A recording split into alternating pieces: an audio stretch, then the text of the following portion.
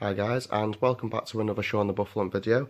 Nice to be on YouTube for you all again for what has been in a very, very long time coming.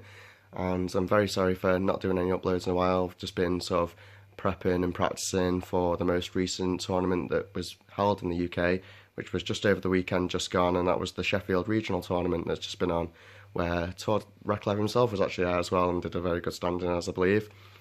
Now, this was effectively my first tournament that I've played properly competitively. I have been to another regional before, but again, because that was really my first regional, it was more for the experience more than anything, not just and more for the practice of what I was getting myself into for the first regional I actually go to.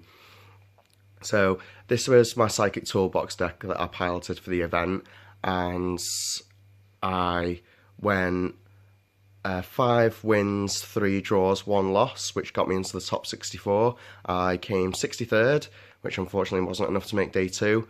And I'm not ashamed to say that, I did a couple of misplays here and there, which cost me my draws, whereas I could have finished matches a lot sooner, or, not checking my prizes well enough and things like that. But again, I went down on my own as well. It was the first time that I'd gone to a proper tournament with the intention of actually doing well as opposed to the practice and stuff.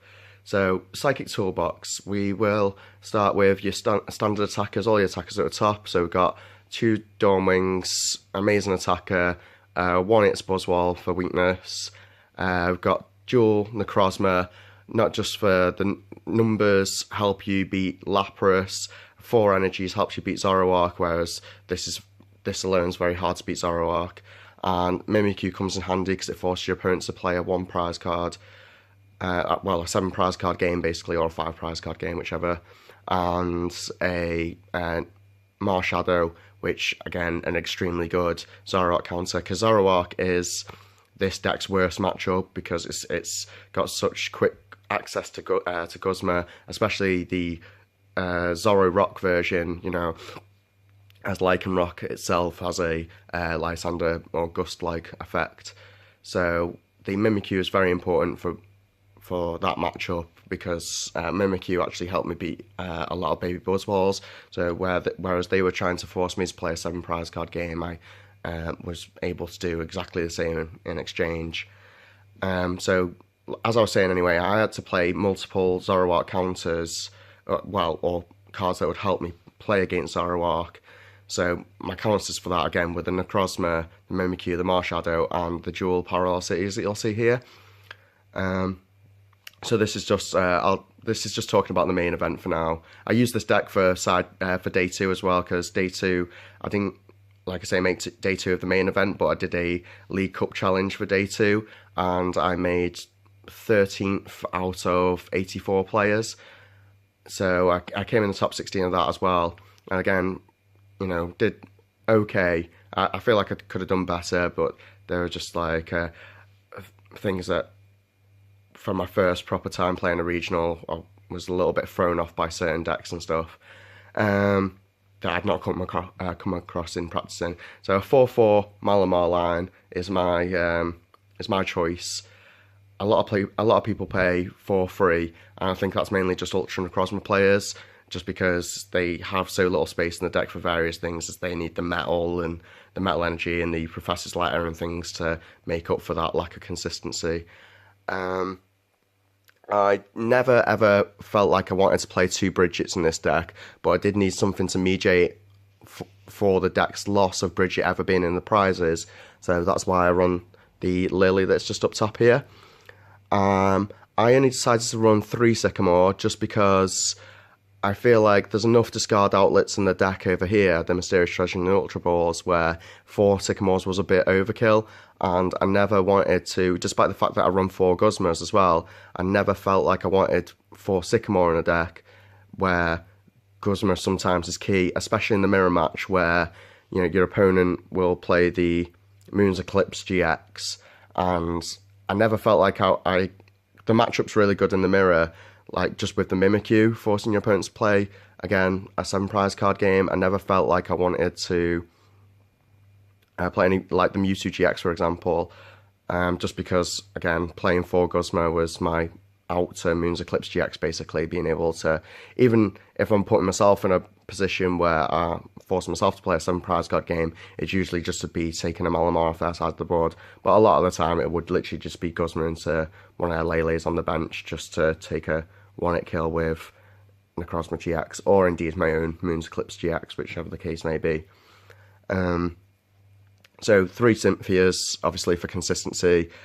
I was tempted to play 4, but again, space in the deck is very hard. The only thing that I'd consider cutting in this deck for more consistency, surprisingly, doesn't really make sense what I'm about to say, but Ultra Ball, just because 8 discard outlets is a lot. So I would consider cutting an Ultra Ball at the next event for another Cynthia, or indeed maybe another Field Blower. Now, I was lucky enough not to come across any Garbotoxin at the tournament, and I had a feeling that I wasn't going to either, just because the presence of Buzzwole is so strong, and Buzzwole doesn't really suffer under the effect of Garbotoxin just because of B-String alone, powers their main attacker straight back up and gives them a 180 potential attacker, or, you know, that's with a strong energy, or 190 without the strong energy, and the choice band still hits relevant numbers, and obviously it just naturally kills Zoroark anyway.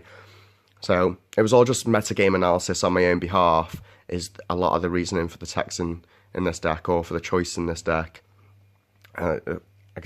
Like Exhibit A, only running 2 Field Blowers, for example.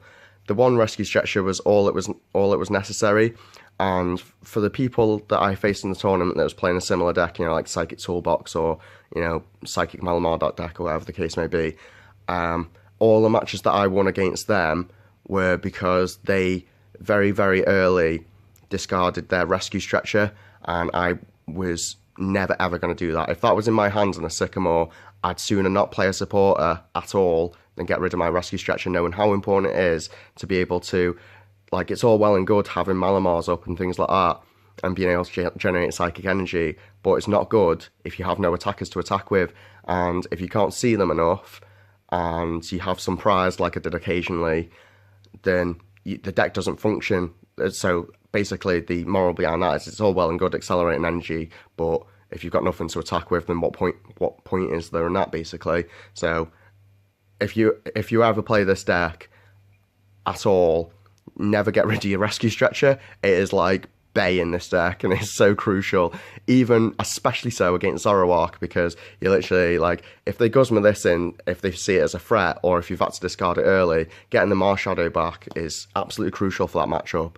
And the Mimikyu as well, like, being able to copycat, like, in the Ultra Necrozma matchup, I copycatted a Photon Geyser, forced them to take a knockout on my Mimikyu, and I just Rescue Stretched it straight back, and again copycatted their Photon Geyser after attaching free energy to it. So absolutely crucial this card is in the deck. The only other thing that I'd ever want to play in this deck that I don't have in it at the moment, again for lack of space, because every deck can only contain 60 cards after all, is a Super Rod. I have no idea what I'd cut for that Super Rod. Maybe a Max Elixir, but my Max Elixir hits were about 80 to 90% yesterday. Not yesterday, sorry, on the day of the tournament, on the 16th. And indeed, actually, on the 17th, on the Sunday as well. So, again, this got me to 63rd in Sheffield. According to my Play Pokemon page, it has put me in the top 6% in Europe, of Pokemon players in Europe. So, I'm quite proud of my achievement. I do recommend that everyone play this deck at some point, because not only is it extremely powerful and hits for relevant numbers, but having so many tech options and attacker options and ability to generate so much field presence and things like that, like even under the effect of Parallel, having just 2 Malamars up and an attacker at any point is crazy good. And it's the reason why, if you'll notice, I'm only playing 8 draw supporters. Now, my 9, sorry, including Lily, and my reasoning behind this was that this deck doesn't need to max out on draw supporters or anything like that. It doesn't need to play a Rangaroo or Auxiliary, there's no really space for either of those two on the bench, because you just want to be generating power of Malamar, but there's no necessity for playing additional draw supporters, because this deck doesn't focus on what you've got in hand.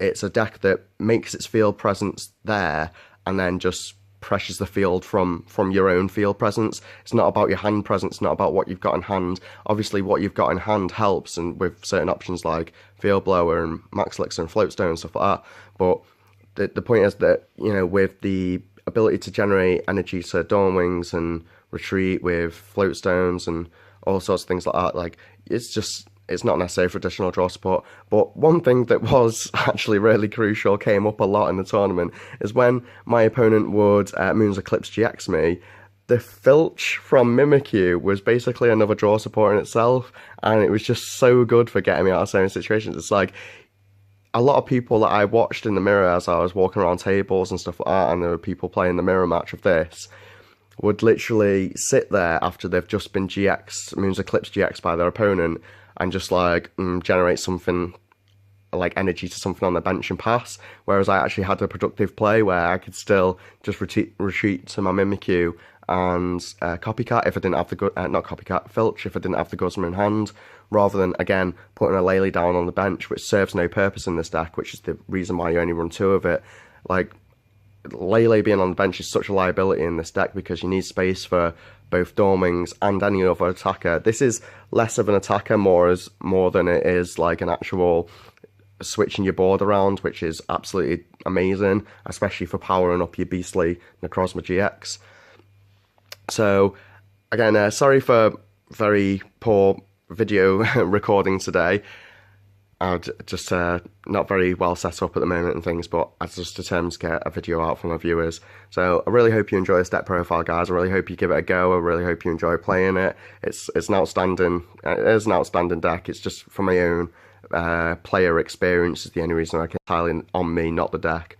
So again, thank you all for watching. If you could drop me a like and subscribe to the video, that'd be absolutely amazing. And for any of those that do watch my channel, I did see in Sheffield on the weekend. It was an absolute pleasure to meet everyone that was there. An absolute pleasure, it really was. So again, from Sean the Bufflin here, have a good day or night wherever you are. See you soon.